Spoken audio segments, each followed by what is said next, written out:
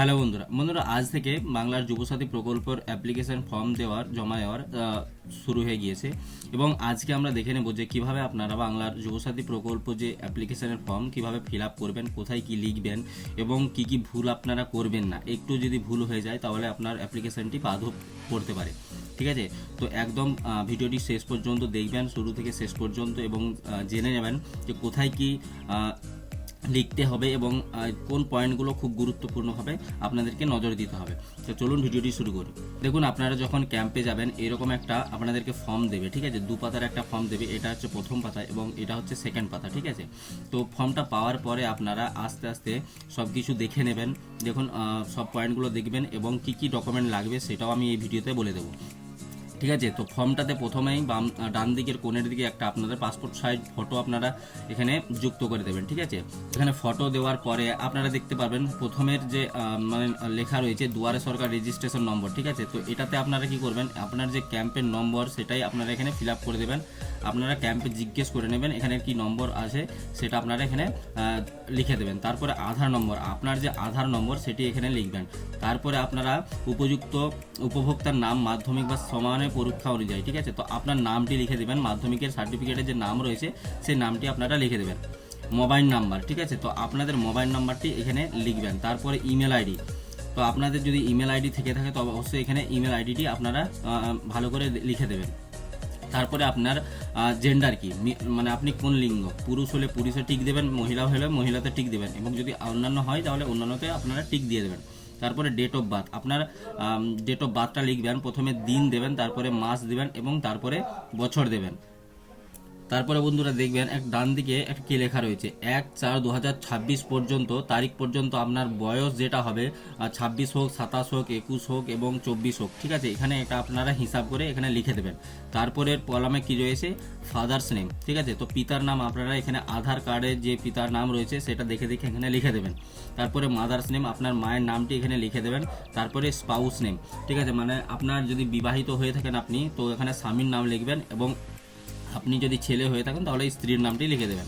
তারপরে ক্যাটাগরি, আপনি কোন ক্যাটাগরিতে পড়ছেন, জেনারেল হলে জেনারেলে টিক দেবেন, এসসি এসটি হলে এসটিতে ঠিক দেবেন, আর ওবিসি হলে অবশ্যই ওবিসিতে আপনারা টিক মার্ক করে দেবেন।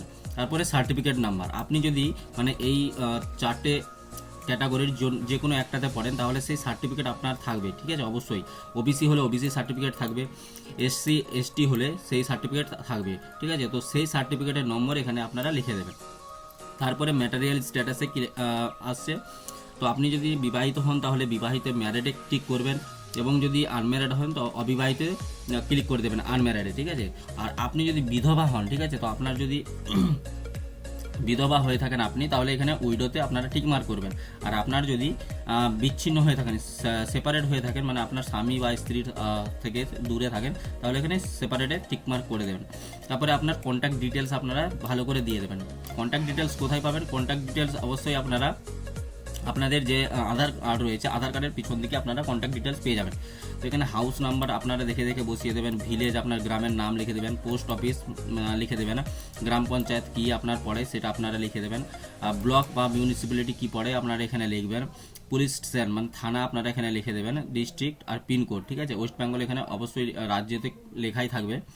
ঠিক আছে, তো এটা পূরণ ভালোভাবে আধার কার্ড দেখে ভালোভাবে পূরণ করবেন। তারপরে নিচের দিকে আসবেন সেকেন্ড পাতাতে।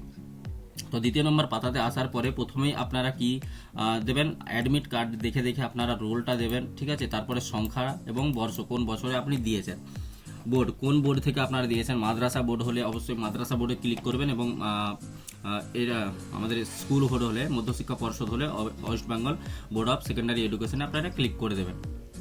এডুকেশনাল কোয়ালিফিকেশন, আপনার শিক্ষাগত যোগ্যতা সর্বোচ্চ আপনি কত পর্যন্ত পড়েছেন সেটা এখানে আপনারা লিখে দেবেন। বর্তমান পেশা মানে প্রেজেন্ট অকুপেশন, বর্তমানে আপনি কি করেন, কি কাজ করেন সেইটি আপনি এখানে অবশ্যই লিখে দেবেন।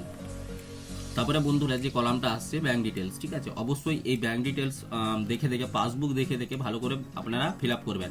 প্রথমে ব্যাংকের নাম দেবেন, তারপরে ব্যাংক ব্রাঞ্চ মানে ব্যাংকের শাখা দেবেন, কোন শাখাতে আপনার ব্যাংকটি রয়েছে সেটি আপনারা লিখে দেবেন। তারপরে ব্যাংক অ্যাকাউন্ট নাম্বার দেবেন, অবশ্যই ভালো করে পাসবুক দেখে একটা একটা করে লিখবেন। ঠিক আছে, আইএফএসসি কোড আপনার ব্যাংকের কি রয়েছে সেটা পাসবুকে পেয়ে যাবেন, সেটা এখানে আপনারা লিখে দেবেন। তারপরে কি জিজ্ঞেস করছে, অন্য কোনো সরকারি সাহায্য পান কিনা রাজ্য সরকার প্রদত্ত শিক্ষাগত সুবিধা ও বৃত্তি ছাড়া।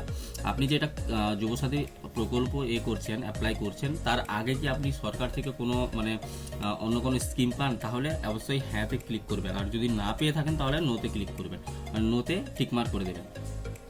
তারপরে বন্ধুরা একটা এখানে লিস্ট দিয়েছে, সেই লিস্ট অনুযায়ী সব সার্টিফিকেটগুলো জেরক্স করে আপনি তার সঙ্গে অ্যাটাচ করবেন এই ফর্মটার সঙ্গে, ঠিক আছে। কী কী মাধ্যমিকের অ্যাডমিট কার্ড দেবেন, ঠিক আছে। প্রথমে দেখুন মাধ্যমিকের অ্যাডমিট কার্ড, তারপরে মাধ্যমিকের সার্টিফিকেটটা যেটা মার্কস লেখা রয়েছে, আপনি কত কী পেয়েছেন সেই মার্কশিটের সার্টিফিকেটটা অবশ্যই দিয়ে দেবেন। তারপরে আধার কার্ডের জেরক্স দিবেন, ভোটার কার্ডের জেরক্স দেবেন, আর ব্যাংক পাসবুকের অবশ্যই জেরক্স দিবেন। তারপরে আপনার কাস্ট সার্টিফিকেটটা দিয়ে দেবেন, ওবিসি বা এসসি এসটি আর জেনারেলের আপনারা কাস্ট সার্টিফিকেটটা দিয়ে দেবেন, ঠিক আছে। তারপরে আপনারা নিচে যাবেন, নিচে যাওয়ার পর বন্ধুরা এখানে আজকের তারিখটা দিয়ে দেবেন, যে তারিখে আপনারা ফর্মটা ফিল আপ করবেন সেই তারিখটা দিয়ে দেবেন, সিগনেচার করবেন এখানে। তারপরে এই যে দুয়ারে সরকার রেজিস্ট্রেশন নাম্বার, এটা আপনারা ক্যাম্প থেকে দিয়ে দেবে, অবশ্যই তারাই লিখবে এটা। তারপরে এখানে আপনার নাম লিখবেন, এখানে আপনি আপনার বাবার নামটা লিখে দেবেন, এখানে অ্যাপ্লিকেশন ডেটটা লিখে দেবেন, মাই মোবাইল নাম্বার মানে আপনার মোবাইল নাম্বারটা লিখবেন, তারপরে আধার নম্বরটা আপনারা এখানে লিখবেন, আর এখানে কোন তারিখে রিসিভ করছে ক্যাম্পওয়ালা, ঠিক আছে, ক্যাম্প থেকে সেটা ওরাই ডেটটা দিয়ে দেবে, ঠিক আছে। এবং এখানে সিগনেচার ও সিল মারবে ক্যাম্প থেকে। তারপরে এই যে রসিদটা আপনাকে, এই রসিদটা আপনাকে ছিঁড়ে দিয়ে দেবে কেটে এখান থেকে, ঠিক আছে। এটা হচ্ছে আপনার জমা দেওয়ার রসিদ, ঠিক আছে। তো বন্ধুরা এইভাবেই আপনারা খুব ভালো করে ফর্মটা ফিল আপ করবেন এবং জমা দেবেন। অবশ্যই স্লিপটা নেবেন, কারণ স্লিপটাই আপনার মানে আপনি যে জমা দিয়েছেন এটা স্লিপটা হচ্ছে তার প্রমাণ, ঠিক আছে।